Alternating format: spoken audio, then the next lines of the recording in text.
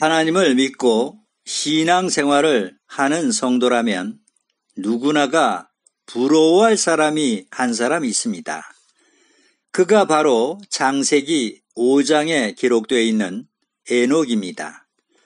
창세기 5장 24절에 에녹이 하나님과 동행하더니 하나님이 그를 데려가심으로 세상에 있지 아니하였더라라고 기록되어 있습니다.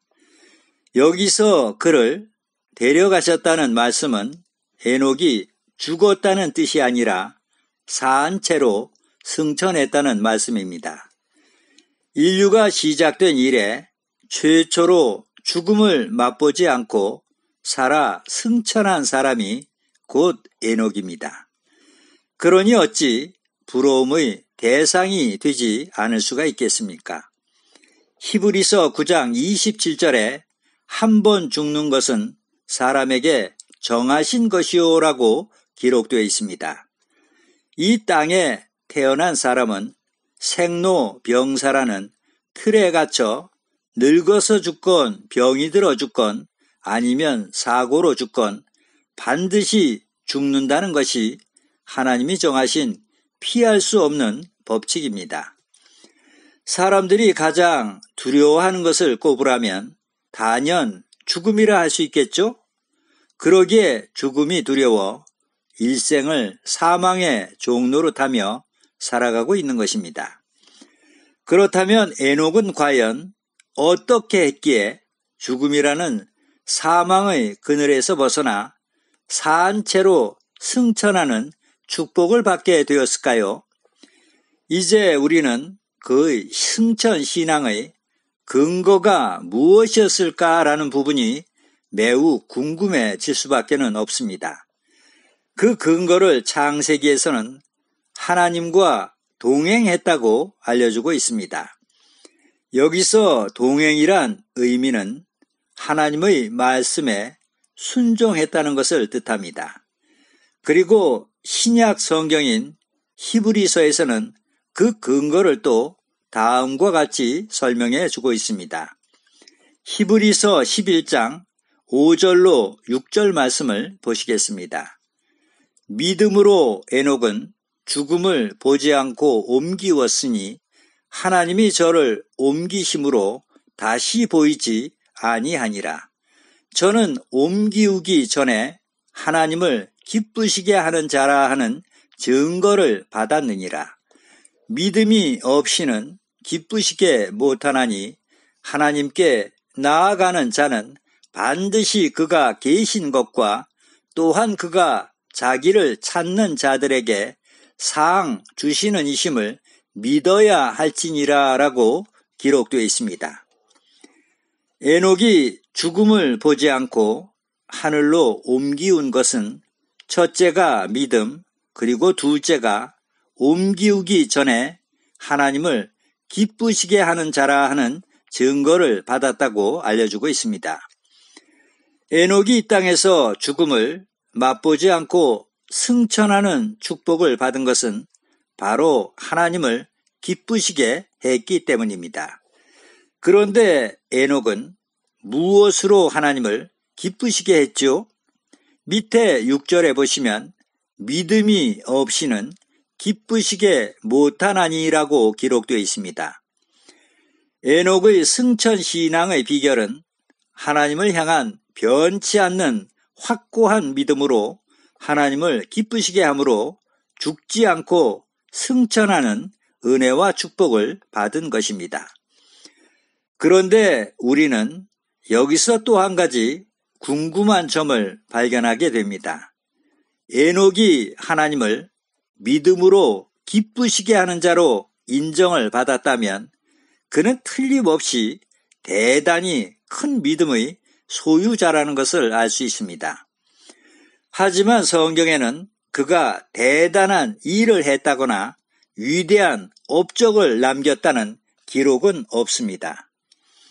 그렇다고 해서 모세나 엘리야와 같이 엄청난 권능으로 기적을 행한 그런 능력자도 아니었습니다. 다만 하나님과 동행하는 자로 살았다는 기록만이 있을 뿐입니다. 그렇다면 하나님이 기뻐하신 에녹에 대한 그 믿음은 과연 어떤 믿음을 보시고 기뻐하셨느냐 하는 것입니다. 이 부분은 부모와 자식과의 관계 그리고 홍수 심판과도 밀접하게 연결되어 있습니다. 창세기는 에녹이 하나님과 동행하기 시작한 그 시기가 자식인 무두셀라를 낳은 후라고 알려주고 있습니다. 창세기 5장 21절로 24절 말씀을 보시겠습니다. 에녹은 65세에 무두셀라를 낳았고 무두셀라를 낳은 후 300년을 하나님과 동행하며 자녀를 낳았으며 그가 365세를 향수하였더라. 에녹이 하나님과 동행하더니 하나님이 그를 데려가심으로 세상에 있지 아니하였더라라고 기록되어 있습니다. 이것은 아들 무두셀라의 출생이 에녹에게 신앙적인 영적 전환점의 계기가 되었음을 나타내주고 있습니다. 다시 말해 일반적인 의미에서 에녹이 자식을 낳은 후에 비로소 창조주 되시는 하나님 아버지를 깨닫고 이해하기 시작했다는 것입니다. 부모가 자식을 기르면서 그 자식으로 인해 가장 기쁨을 느끼는 때를 유교에서는 양지, 입신, 양명, 공양이 부모를 기쁘게 하는 세 가지 효도 방법이라고 합니다. 이렇듯이 에녹도 자신이 부모가 되어서야 비로소 부모에게 어떤 사랑을 받았는지를 깨닫게 된 것입니다. 그런데 에녹은 여기서 한 걸음 더 나아가 무두셀라로 말미암아 영의 부모가 되시는 하늘 아버지의 은혜와 사랑까지도 깨달아 알게 된 것입니다. 그것이 하나님을 기쁘시게 한 것입니다. 예레미야 9장 24절에는 명철하여 나를 아는 것과 나 여호와는 인애와 공평과 정직을 땅에 행하는 자인 줄 깨닫는 것이라. 나는 이 일을 기뻐하노라 라고 기록되어 있습니다. 무두셀라라는 이름은 성경을 기록한 히브리어로 그가 죽으면 심판이 온다라는 뜻을 가지고 있습니다. 그런데 여기서 심판은 어떤 심판을 가리키죠? 그것은 창세기 5장의 연대를 보면 알 수 있습니다. 에녹의 아들인 무두셀라는 성경의 기록상 가장 장수한 969세를 살았습니다. 창세기 5장 25절로 29절 말씀을 보시겠습니다. 무두셀라는 187세에 라멕을 낳았고 라멕을 낳은 후 782년을 지내며 자녀를 낳았으며 그는 969세를 향수하고 죽었더라. 라멕은 182세에 아들을 낳고 이름을 노아라 하였다고 알려주고 있습니다. 이 말씀을 살펴볼 때 에녹의 아들인 무두셀라는 187세에 아들 라멕을 낳았고 라멕은 182세에 아들 노아를 낳았습니다. 그 후 노아가 600세가 되던 해에 세상에 홍수 심판이 내렸습니다. 결국 무두셀라의 187세와 라멕의 182세 그리고 노아의 600세를 합치면 무두셀라의 나이가 969세가 됩니다. 바로 그때에 무두셀라가 죽고 그 해에 하나님께서 이 땅에 40주야를 비를 내려 세상을 심판하신 것입니다. 성경의 연대기는 긴 경우에는 종종 대수가 생략됩니다. 그러나 한 사람의 연대기 안에서 일어난 연도는 정확할 수밖에 없습니다. 그러므로 무두셀라가 969세가 되어 죽게 되었을 때 세상에 홍수 심판이 있었던 것입니다. 바로 무두셀라의 이름에 담긴 그가 죽으면 심판이 온다라는 뜻의 예언이 세상에 응한 것입니다. 에녹이 아들인 무두셀라의 이름에 담긴 그 뜻을 깨닫고 하나님과 더욱 가까이 동행함으로 그 믿음과 행위가 하나님을 기쁘시게 한 것입니다. 그런데 에녹 다음으로 죽지 않고 승천한 사람이 한 사람 더 있죠? 바로 열왕기하 2장 11절에 기록되어 있는 불수레를 타고 하늘로 승천한 선지자 엘리야입니다. 여기서 에녹의 승천은 예수님께서 승천할 것을 예표하고 엘리야의 승천은 마지막 새 언약 진리 안에서 그리스도의 살과 피로 구속함을 받을 성도들이 살아서 승천할 것을 예표하고 있습니다.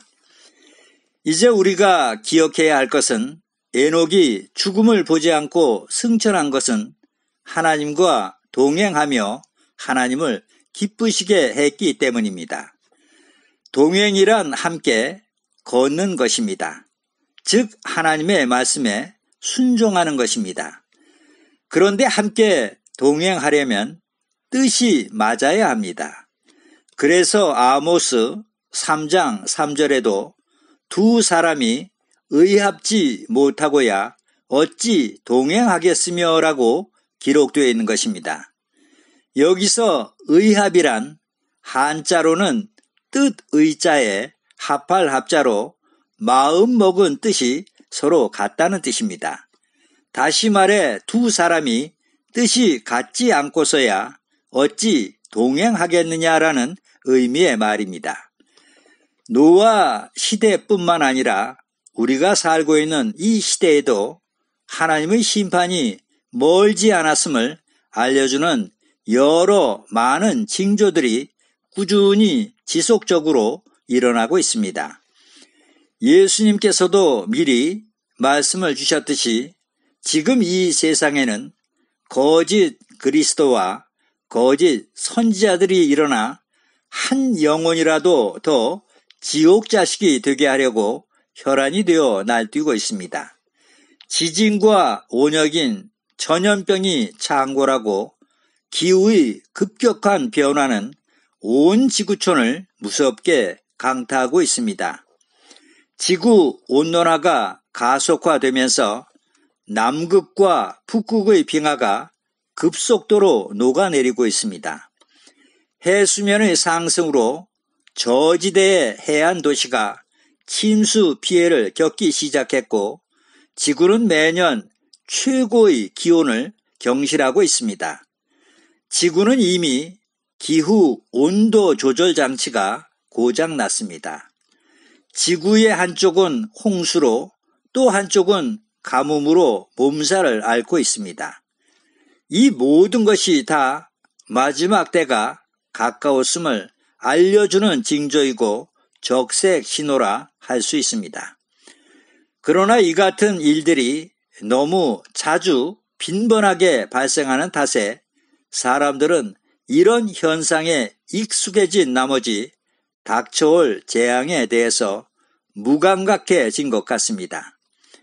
베드로 사도는 이런 사람들을 향해서 다음과 같이 경고하고 있습니다. 끝으로 베드로후서 3장 6절로 7절 말씀을 제가 봉독해 올리겠습니다.